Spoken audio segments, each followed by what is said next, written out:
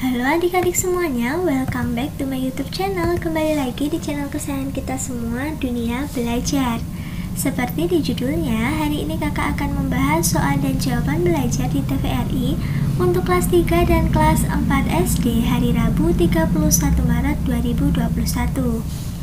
Untuk materi hari ini sudah kakak sesuaikan dengan tayangan yang ada di TVRI ya adik-adik. Jadi 100% original, adik-adik tidak perlu khawatir. Untuk materinya, di kelas 3 berjudul Pahlawan Tanpa Tanda Jasa dan di kelas 4 berjudul Sang Pelopor Pancasila. Kalau adik-adik semua penasaran dengan video hari ini, pastikan adik-adik sudah klik subscribe terlebih dahulu ya. Tekan juga tombol loncengnya agar tidak ketinggalan video-video baru berikutnya. Ingat ya adik-adik, subscribe itu gratis kok, jadi adik-adik tidak akan rugi. Terima kasih bagi adik-adik semua yang sudah subscribe, dan bagi yang belum, kakak tunggu ya kalian bisa subscribe. Gak lama kok, cuma tinggal klik. Oke, kalau sudah subscribe semua, langsung saja kita masuk ke materinya. Untuk ringkasan materi kelas 3 di episode 61 kali ini adalah Dodi kesal karena gurunya memberi tugas banyak sekali. Bunda mencoba memberi Dodi pengertian bahwa sudah tugas guru memberikan tugas dan latihan pada muridnya. Kemudian Bunda mengajak Dodi membaca buku Ibu Guru Hebat yang mengisahkan sosok Ibu En Sukaesih, yaitu guru yang mengalami kelumpuhan tetapi tetap bersemangat mengajar dari pembaringannya.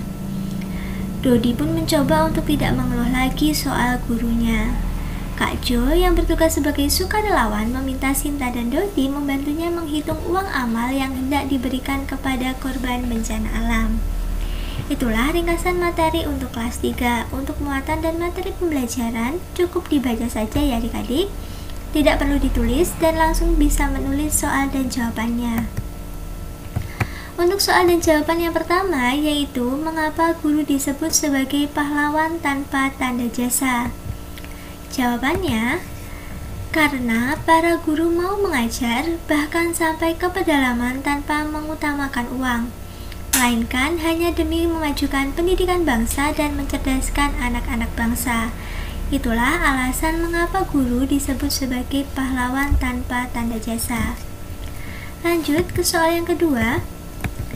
Kenapa kita harus mengerjakan tugas dari guru? Jawabannya, agar kamu tidak malas belajar. Selain itu, bisa mengasah kemampuan dalam menguasai materi pelajaran. Dengan mengerjakan tugas, kita sambil belajar. Jadi, kita bisa mengerti materi pelajaran yang telah diterangkan oleh guru tersebut.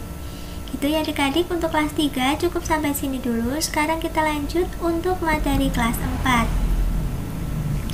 Nah, selain itu,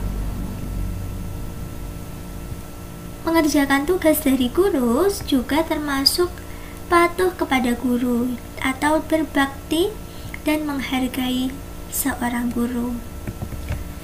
Untuk sinopsis atau ringkasan materi kelas 4 di episode 61 kali ini adalah Kak Marcel mengajak Vivi membaca buku biografi tentang salah satu pelopor Pancasila yaitu Muhammad Yamin. Ia mendapat gelar Master in the Religion atau MR setamat kuliah dari sekolah hukum. Vivi antusias sekali dengan kisah tentang lahirnya Pancasila, apalagi selepas mendengarkan lagu Garuda Pancasila. Kak Marcel juga menemani Vivi mempelajari kata konjungsi temporal sederajat serta mengenal diagram majemuk yang ditandai dengan 2 atau lebih batang yang menjelaskan sebuah data. Nah, ini ringkasan materi untuk kelas 4. Untuk muatan dan materi pembelajaran seperti di kelas 3 cukup dibaca ya adik-adik, tidak perlu ditulis. Langsung saja kita masuk ke soal dan jawabannya. Untuk soal dan jawaban yang pertama yaitu sebutkan 3 tokoh perumus Pancasila.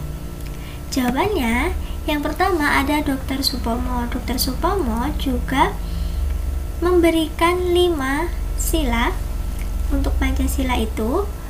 Dan yang kedua ada Muhammad Yamin yang tadi dibahas di materi.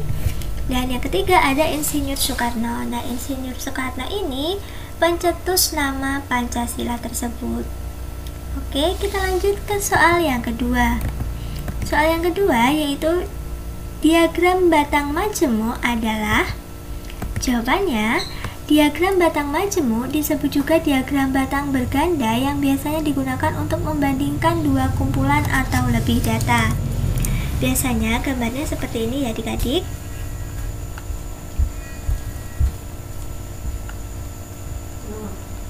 Nah, ini itu satu kesatuan.